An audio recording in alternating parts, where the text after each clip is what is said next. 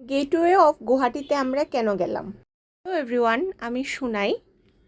আনন্দ মন্দির আমরা কিভাবে গেলাম আর কিভাবেই বা খুব সহজে আমরা উমানন্দ মন্দির দর্শন করলাম আর ঠাকুরকে কিভাবে আমরা মন ভরে পূজা দিলাম, সেটাই আজকে এই ভিডিওতে তোমাদের সাথে শেয়ার করছি। আমরা প্রথমেই চলে গিয়েছিলাম গেটওয়ে অফ গুয়াহাটিতে। আমাদের আগে থেকেই টিকিট কাটা ছিল অনলাইনে, সেখানে দেখে আমরা ভিতরে চলে গেলাম। আর ভিতরে বসার জায়গা কিন্তু খুবই ভালো, একদম এয়ারপোর্টের মতো ব্যবস্থা করে রেখেছে।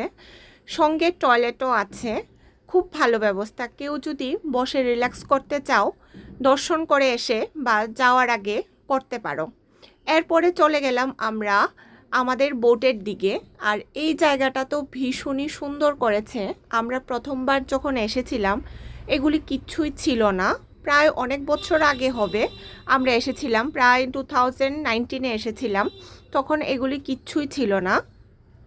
এই জায়গাটা থেকে অনেকটাই হেঁটে যেতে হয় বোটে ওঠার জন্য।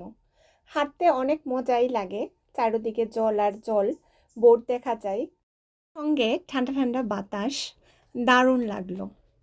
আমরা কোথা থেকে বোটে উঠলাম আর কোথায় বা গিয়ে নামলাম, সবটাই তোমাদের সঙ্গে নেক্সট ভিডিওতে শেয়ার করব। আশা করি তোমরা আমার সঙ্গে থাকবে আর আমার ভিডিওগুলি দেখতে থাকবে। আজকের জন্য টাটা, দেখা হবে নেক্সট ভিডিওতে।